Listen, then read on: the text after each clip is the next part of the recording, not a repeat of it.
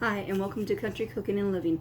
Today we're going to make a how-to video on how to color bread. The bread that we're going to be using is a white bread, and you can use a white sweet bread, you can use a country white, you can use sourdough, you can use an egg bread, but it has to be bread that is white, and it has to be bread dough. So what you'll need is a knife to cut the bread, a washcloth for your hands and the counter, the colors you choose. I'm choosing royal blue and a red. You're going to need bread pans, a spray to basically get them rolling even better, foil, and of course the bread dough. So I already greased my bowl before, and now I'm going to smooth it out, and we are going to cut it in half and put half of it back into the bowl. This is what that's for. It doesn't have to be perfectly even, but this recipe how-to is simple and easy. So we're going to take this, put it back into the bowl. I'm just putting it back into the bowl, and I'm covering it with a foil. Now with this, I'm going to flatten it out more, and I'm going to cut it into 3 sections. 1, 2, and it makes 3. Now, I'm going to try to make it as even as I can with that one. And I'm going to make one, the smallest one, into a ball already. This will be the white part. Yes, in the dough it will already be white, but you want to have a little bit more white to make the swirls pop more. So I'm going to do this, roll it and stuff, and that's what this grease is doing, is helping me roll it and mold it and stuff. So here's the white. Now the next one you should do, which is always going to be the biggest one that I choose when I do this, is the next color you should always go up to is a light color and then a dark color. So since white was the lightest, red's now the next, and it's going to dye your hands and the counter. But it's okay, it can be washed off. So this will make swirls. I smear it all over, as you can see, and then I fold it and roll it. And every time you do a color, you should always wash your hands. You don't have to use red and blue. You could use other colors. I've done for Halloween orange and green and black. Harvest, since I don't do Thanksgiving, I do green and orange. Christmas I do blue and white, or I do green and red. But I do different colors. The kids love to have colored bread when it's their birthday too. And on holidays I do it too. Now, as you can see, it's starting to stick all over the counter. That's what this is for. This helps glide it a little bit better. See how it's now not sticking like it was before? That's why I use this. So since this is almost done, I can show you that there's still white in there. And that's okay, because the red's going to go through and make swirls, and that's what you want.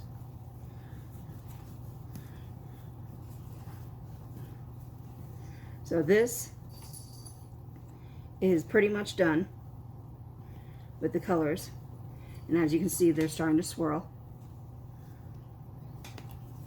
And I'm going to take a break, wash my hands in the counter, and then I'll come back and do the blue. Hi, and welcome back to Country Cooking and Living. Now we're going to do the blue. As you can see, my hands are not red as much as anymore, and I did use the wash rag to dry off my hands. So we're going to do the blue the same way we did the red, and we're going to make it so that there's swirls.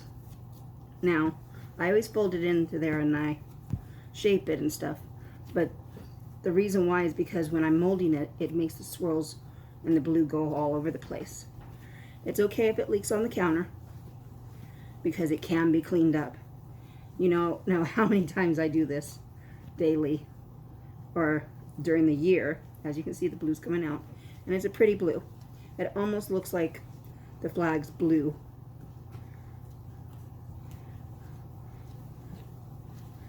And we are going to roll and roll and roll. As you can see, it's already starting to do the swirls. And you can see and hear that there's more swirls. So now that we have this, I'm going to spray it a little bit because it's starting to stick a little bit. And I'm going to roll it some more. Now, when you rolled it, you put it off to the side, and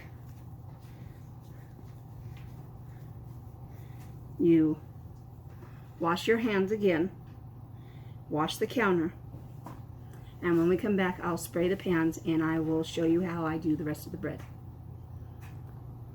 Hi, and welcome back to Country Cooking and Living. We've sprayed the pans. There's another pan, I'm just going to show one. And now I'm going to spray the counter a little bit. And I'm going to do, like I said before, you always do the lighter colors first to the darkest. We're going to cut it into 4 sections. There's a method to my madness. Now the red. And as you can see, there's swirls. So, 4 sections. And now for the blue. And you can see the blue swirls, which is what you want.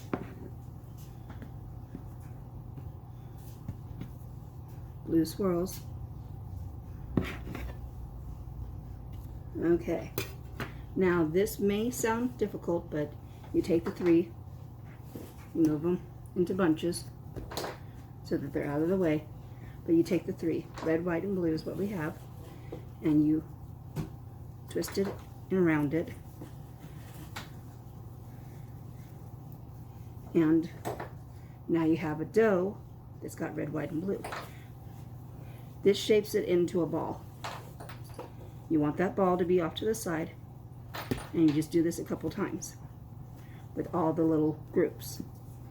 The reason why I do them in groups of 4 is so that it's easier to do this when you make it into the bread dough in the pan. As you can see, red, white, and blue.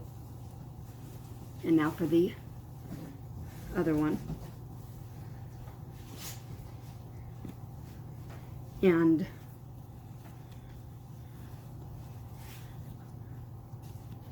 you got red, white, and blue again. This is the last one that you'll be doing of the little groups. Twist, roll, fold.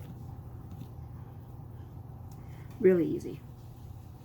So now that you got these 4, you take them. Red, white, blue, multicolor. You squish them together. You roll them. This is why, because you want all those colors to go in there. And when you do it just in sections and just put it together, it doesn't. It just does it red, white, and blue, or whatever way you want it. You want it to be mixed in there, getting all those colors. Every loaf of bread will be different. Every slice of bread will be different. There will be different swirls, different shape into the swirls, but that's what you do. So this is the first loaf, and we're going to put it into the bread pan.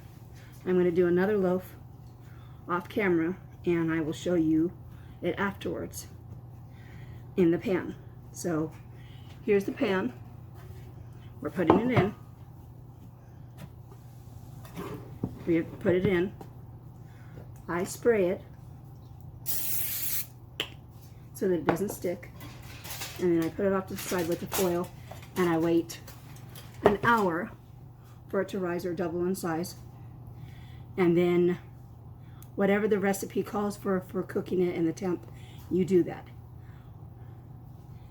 And when you're done, you bring it out of the oven and you let it cool at least 45 minutes before slicing into it. So we'll come back from break in a minute, and until then, love, peace, and hope, and I'll talk to you then. Welcome back to Country Cooking and Living, and now you will see what it looks like for right now. It's got another 15 minutes, but I thought I'd give you a glance. This is 2 of them. That's the one that I did while you guys were not watching, and this is the one that I did while you guys were watching. In about 15 minutes, when this is done rising again, I'm going to put it on a cookie sheet, and I'm going to bank it, and then when it's done, I'm going to let it cool it on the cooling rack, and then I'm going to get it ready for being packaged, sliced up and everything, and you will see the designs while I cut it. So we're going to take a break, and when I come back, you'll see it cooling, and you'll see me cut into it. Welcome back to Country Cooking and Living. I have let the 2 breads cool, and now we're going to cut it in to make sandwich bread, and you'll get to see many different swirls of the red, white, and blue.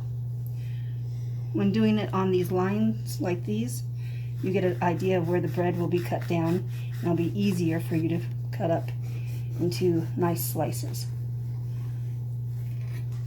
And as you can see, there's a nice little slice of red, white, and blue. Each slice should be different from each other.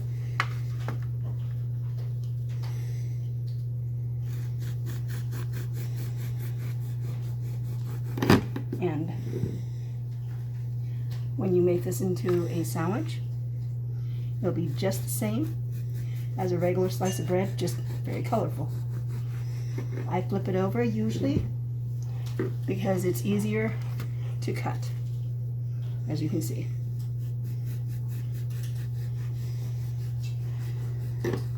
This is the one that I made with you guys on video, and the other one is the one I did off to the side.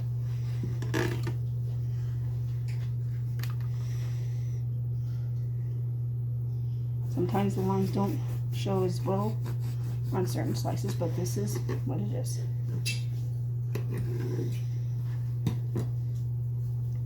As you can see, you get nice little red, white, and blue slices. And if you stack it like this, when you're cutting it straight away, when you go to put it in a bag, it'll be easier to do.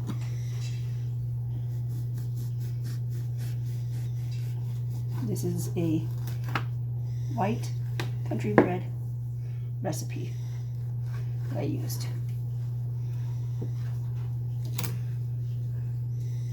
Can't get any more red, white, and blue than that, can you?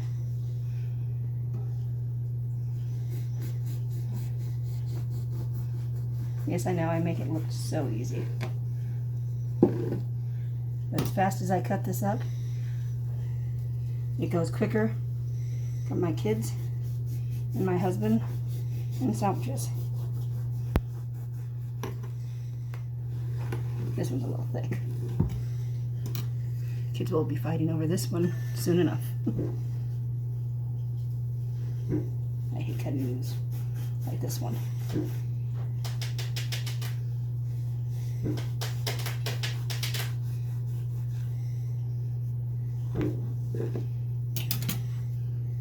And as you see, that's one loaf. And of course the fireworks are going off. And there you have it, red, white, and blue bread for 4th of July.